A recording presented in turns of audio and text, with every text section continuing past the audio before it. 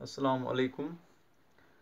हम एक्सरसाइज 3.5 के आखिरी क्वेश्चन के आखिरी पार्ट पे, क्योंकि वो पार्ट भी हमने किया था, लेकिन उस वीडियो का कुछ हिस्सा टर्मिनेट होने की वजह से अपलोड नहीं हो पाया, लिहाजा हम उस फिफ्थ पार्ट को दोहरा रहे हैं यहाँ पे।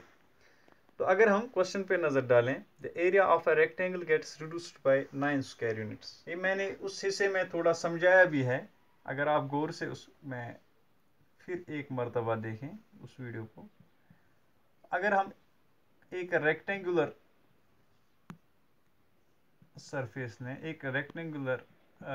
लें, उस रेक्टेंगल में जो एरिया हमें मिलना होता है that is always equal to the product of length and breadth. तो ये हमें सबसे पहले पता होना चाहिए कि the area of a rectangle is always equal to length into breadth, that is multiplication of length and breadth. तो अब क्वेश्चन के हिसाब से क्या दिया गया है कि इस रेक्टेंगल का जो टोटल एरिया था that would have been LB, इसमें गिरावट आ जाती है 9 यूनिट्स की। मिसाल जो हमें एल यानी लेंथ इनटू ब्रेड्थ का जो प्रोडक्ट मिल रहा था, हमें जो टोटल, फॉर एग्जांपल अगर ये 120 मिलता हमें, अब इसमें गिरावट आ जाते हैं 9 यूनिट्स की, यानी अगर 120 होता अब 111 रह जाएगा। लेकिन ये गिरावट कब आती है? If length is reduced by 5 units, अगर इस L को हम L-5 रखें and breadth is increased by 3 units, breadth को B+3 रखें, तो टोटल जो गिरावट है दैट इज 9 यूनिट्स। तो अगर मान के चले हम कि length of rectangle be x and it is breadth be y, और लेंथ L ही ले हम, ऐसे भी ले सकते हैं, let length of rectangle be x units and its breadth be y units। अब लेंथ हमने x यूनिट्स ली और ब्रेड्थ हमने y यूनिट्स ली, तो इसके हिसाब से अगर लेंथ में 5 यूनिट्स की गिरावट आती है और फिर उसको हम मल्टीप्लाई करते हैं विद ब्रेड्थ, जिसमें कि 3 यूनिट्स इंक्रीज हुए हैं, means it has become y+3 now. So what is its impact on overall area of the rectangle? That will be reduced by 9 units, means if it was xy previously, now it will become xy minus 9। तो ये इस हिसाब से हम question को simplify कर सकते हैं, आसान बना सकते हैं।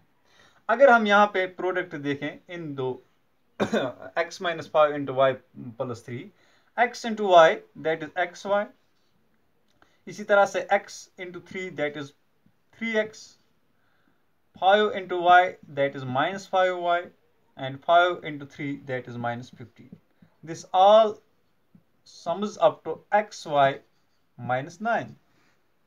अब यहाँ पे राइट साइड में भी xy है और लेफ्ट साइड में भी xy है, तो इनको हम डायरेक्टली भी कैंसिल कर सकते हैं ताकि हमें लेफ्ट साइड में लाने की जरूरत ही ना पड़े। तो हमारी जो इक्वेशन है वो क्या रह जाती है, that is 3x - 5y equals to -9, तो ऑलरेडी अपनी जगह है, ये -15 दूसरी ओर जाके +15 बन जाएगा। तो 3x - 5y का वैल्यू कितना आ जाता है, 15 - 9 दैट इज 6 + 6, क्योंकि यहाँ पे जो पॉजिटिव नंबर है दैट इज लार्जर 15 है। इसी तरह से ये हमें एक इक्वेशन मिली, इसी तरह से हम दूसरी इक्वेशन भी बना सकते हैं, क्योंकि दूसरी कंडीशन हमें दी गई है, if we increase the length by 3 units and breadth by 2। इस वक्त जो है ना इंक्रीज दोनों में हो रहा है, लेंथ में भी ब्रेड्थ में भी। लेंथ इंक्रीज होती है 3 यूनिट से और ब्रेड्थ होती है इंक्रीज 2 यूनिट से। This is our second condition that is given as per the question. If both the length and the breadth are increased by 3 and 2 units respectively, the area gets increased by 67 units. Means previously the area was product of length and breadth, that is xy, and now it becomes xy plus 67. So we can simplify this equation to what it will become? This is y plus 2. This is increase the breadth.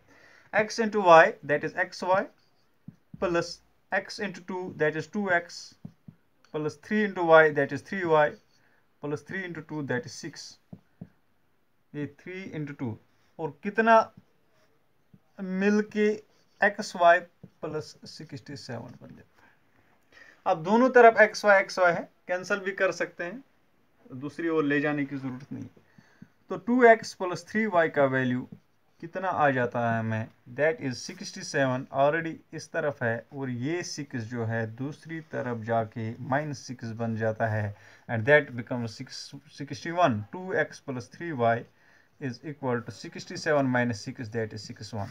अब हमें दो equation, आप ये देखिए, ये पहली equation है और ये दूसरी इक्वेशन है। अब हम कोई भी मेथड यूज करके इन दो इक्वेशंस का सॉल्यूशन निकाल सकते हैं। पेयर ऑफ लीनियर इक्वेशन हमें बन गया। ये इक्वेशन सेकंड है। मान लीजिए अगर हम सब्स्टिट्यूशन मेथड से इस इक्वेशन का जो है ना सॉल्यूशन ढूंढने की कोशिश करें बाय सब्स्टिट्यूशन मेथड, क्योंकि वो मेथड हमने सबसे पहले सीखा था और उस मेथड में सबसे ज्यादा जो है ना ये रिपीटेशन आई थी। अब अगर हम इस इक्वेशन को लें 3x - 5y is equal to 6, substitution के हिसाब से या तो हमें एक x का वैल्यू इसमें से लेना है या एक y का लेना है। मिसाल अगर हम x का वैल्यू लें, x will be equal to, एक तो 6 अपनी जगह है और ये -5y दूसरी ओर जाके +5y बन जाएगा, और ये 3 जो यहाँ पे जो 3 x के साथ मल्टीप्लाई में था, ये दूसरी ओर जाके डिवीजन में, यानी it will be the denominator of the equation on the right side. 6 + 5y/3, ये एक x का वैल्यू हमें मिल गया। इसको हम इक्वेशन थर्ड मान के चलें। अब इस इक्वेशन में जो x का वैल्यू हमें मिला, इस इक्वेशन में x के वैल्यू को हमें सब्स्टिट्यूट करना है। कहां पे? इक्वेशन सेकंड में। ये जरूरी है क्योंकि हमने फर्स्ट से लिया है, लिहाजा सेकंड में सब्स्टिट्यूट करना है। तो हम लिखेंगे substitute value of x from equation third in equation second. तो what we will get, equation second में हमें 2x + 3y is equal to 61 ये मिला था।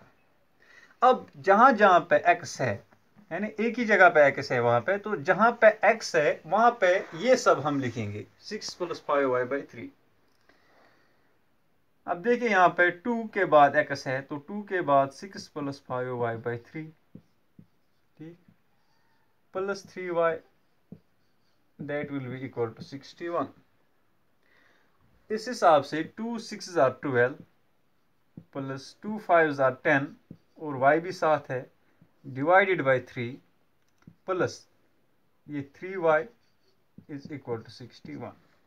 अब ये 3 चूंकि पूरे लेफ्ट साइड में डिवाइड में नहीं है, लिहाजा अगर मैं यहाँ पे ये एडिशन करूं इन दो रेशनल नंबर्स का, ये जो यहाँ पे है, ठीक है ना, तो मुझे क्या मिलेगा यहाँ पे 12 + 10y × 1, that is 12 + 10y plus 3 × 3y, that is 9y, whole divided by 3 1s are 3 and this whole sums up to 61। ठीक, अब मैं वेरिएबल्स को एक साइड लेके और कांस्टेंट को दूसरे side, 10y + 9y, that is 19y, तो 19y का वैल्यू कितना आएगा? 61 × 3, that is 183, और ये +12 जो है दूसरी ओर जाके -12 में कन्वर्ट करूंगा। ठीक, अब एक y का वैल्यू चाहिए, यहाँ पे तो 19y का वैल्यू आ रहा है, तो लिहाजा मैं एक y का वैल्यू लूंगा 183 - 12, that is 171 divided by this 19। Okay, so that is 19 9s are 171, तो y का वैल्यू हमें 9 मिला, and the y was the breadth of the rectangle. So breadth तो हमें मिल गई है, अब हमें लेंथ की तलाश है। तो लेंथ हमें आसानी से कहां पे मिलेगी? ये x का वैल्यू अगर हम इसमें सब्स्टिट्यूट करें y का value, substitute value of y in equation third. तो x का वैल्यू क्या आएगा, x will be equal to 6 + 5 y के बदले 9 डिवाइडेड बाय 3। ये तो जहां पे y था वहां पे मैंने y का वैल्यू लिखा, तो x का वैल्यू कितना आएगा, x will be equal to 6 + 5 9s are 45 divided by 3, that is x will be equal to 45 + 6 51 by 3 and that is 17। तो x जो है ना लेंथ ऑफ रेक्टेंगल कितनी है, that is 17 units and breadth that is 9 units। so what will be its area, area तो हमें ढूंढना नहीं है but area will be 153 square units. Okay 17 9s are 153। तो अब इसके बाद हम एक्सरसाइज 3.6 पे आ जाते हैं और ये इस चैप्टर की आखिरी एक्सरसाइज है और सिंपल भी है, बस थोड़ा सा जहन ताज़ा रखने की ज़रूरत है, थोड़ा सा अटेंटिव रहने की ज़रूरत है और जो हम पढ़ेंगे इंशाल्लाह उसको अच्छी तरह से समझने की ज़रूरत है। तो इसमें हम क्या करते हैं, हम किसी भी जो हमें पेयर वहां से दिया गया होता है उसको पहले हम रिड्यूस करते हैं, यानी सिंपलीफाई करते हैं, पहले सिंपल फॉर्म में लाते हैं, उसके बाद सॉल्व करते हैं। मिसाल के तौर पे अब पहले पार्ट पे हम डायरेक्ट आएंगे। अब क्वेश्चन क्या दिया गया है, solve the following pairs of equations by reducing them to a pair of linear equation. अब रिड्यूस करना है, रिड्यूस भी हम सीखेंगे कैसे करते हैं। मिसाल के तौर पे जो हमें पहला पार्ट दिया गया है दैट इज 1/2x। अब देखिए पहले हमें जो है ना सिर्फ x या y दिया जाता था, अब ये डिनोमिनेटर में ये वैल्यू आ गया है 1/x, ठीक है ना, प्लस 1/3y, यहां पे भी डिनोमिनेटर में वेरिएबल है, इज इक्वल टू 2। और दूसरी जो इक्वेशन है उसके हिसाब से 1/3x plus 1/2y is equal to 13/6। अब देखिए अगर मैं इस 1/2x को थोड़ा सेपरेटली लूं, इसको मैं ऐसे भी लिख सकता हूं 1/2 into 1/x, 1 1s are 1 and 2 into x are 2x। अब अगर इस x को 1/x का वैल्यू में कोई और वेरिएबल लूं, इस तरह से हम रिड्यूस करते हैं। मिसाल के तौर पे अगर 1/x को p मान के चलो तो जो वैल्यू है इसका 1/2x का वैल्यू कितना आएगा, that will B 1/x into 1/2, that is p into 1/2 and that will B p/2। तो इसका वैल्यू जो है ना, अब मैं जहां पे मुझे न्यूमरेटर में डिनोमिनेटर में मिल रहा था वेरिएबल, अब मैं उसी को न्यूमरेटर में ला रहा हूं। तो प्रोसेस मेरी सिंपल है कि मुझे जो है ना कोई भी वेरिएबल न्यूमरेटर में लाना है। तो इसके लिए मैं क्या कर रहा हूं, let 1/x be equal to p and 1/y be equal to q। ये जरूरी नहीं है p और q ही हो, कोई भी वेरिएबल r और s और t, u और v, कुछ भी आप लिख सकते हैं। यहाँ पे 1/x का वैल्यू कुछ भी लें और 1/y का वैल्यू कुछ भी लें। तो इस हिसाब से हमारी जो इक्वेशन यहाँ पे बनेगी दैट विल बी, क्योंकि जो 1/2x है वो p/2 बन जाता है, that will B p/2 plus इसी तरह से 1/3y जो है ना that will be q/3 and उसका वैल्यू जो है that is given equal to 2। अब हम थोड़ा इसको भी सॉल्व करें, 3 into p that is 3p plus 2 into q that is 2q divided by 2 3s are 6 is equal to 2। और फर्दर थोड़ा सिंपलीफाई करें, इस 6 को राइट साइड में ले जाएं तो इक्वेशन क्या बनेगी, 3p plus 2q is equal to 6 2s are 12, ठीक है ना। तो ये हमारी इक्वेशन जो है ना इक्वेशन फर्स्ट बन गई, 3p plus 2q is equal to 12। और हमने क्या किया है, 1/x का वैल्यू p लिया है और 1/y का वैल्यू q लिया है, तो लास्ट में हमें ये वैल्यूज भी सब्स्टिट्यूट करने पड़ेंगे। इसी तरह से अगर हम ये दूसरी इक्वेशन लें, दूसरी इक्वेशन में हमें क्या मिलेगा, क्योंकि पहली इक्वेशन तो बन गई हमारी पहली इक्वेशन जो है हमारी अब क्या बन रही है, 3p plus 2q is equal to 12।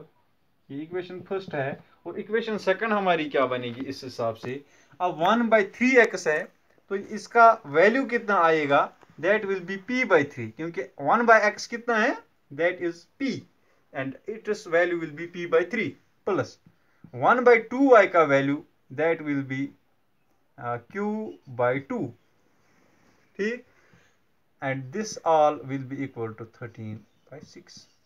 ठीक, फर्दर इसको हम थोड़ा सिंप्लीफाई करें इसी तरह से 2 into P that is 2p plus 3 into Q that is 3q divided by 6 will be equal to 13/6। अब राइट साइड में भी डिवाइड बाई 6 है और इस साइड भी, तो कैंसिल करेंगे हम डायरेक्टली।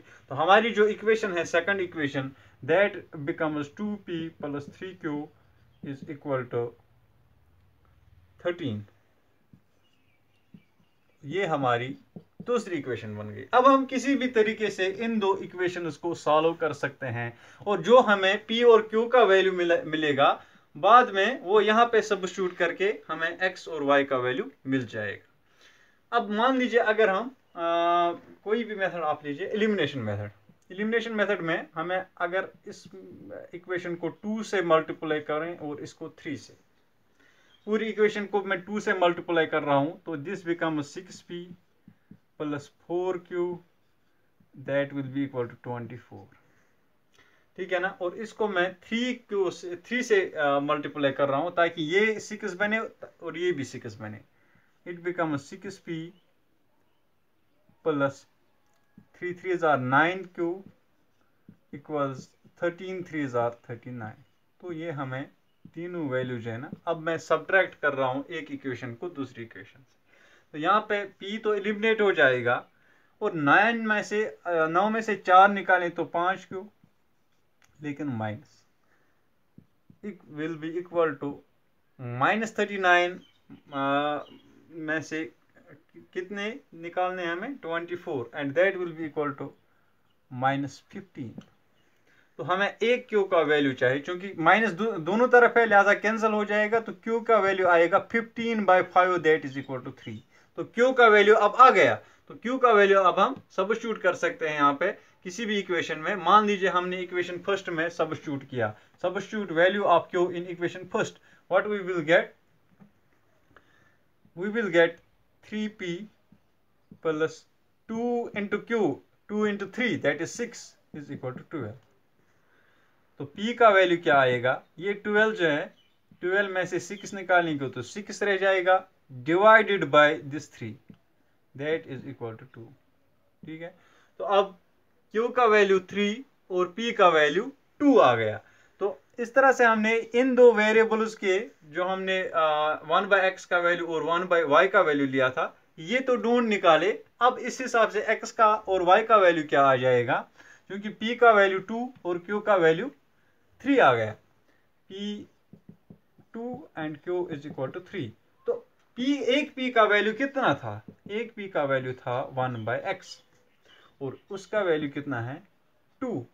तो इस हिसाब से x का वैल्यू कितना आ जाएगा, ये x अब हम राइट साइड में ले जाएंगे और 2 जो है ना x की जगह लेगा क्रॉस मल्टीप्लिकेशन में, तो x will be equal to 1 divided by 2। इसी तरह से q का वैल्यू क्या था, 1q was equal to 1/y। So now q का वैल्यू 3 है and 3 is equal to 1/y, तो y कितना आ जाएगा, y will be equal to 1/3। तो इस तरह से हमें दोनों जो वेरिएबल्स है x और y दोनों के वैल्यूज मिल गए, लिहाजा हमने इस पेयर को पहले रिड्यूस किया बाद में सॉल्व किया।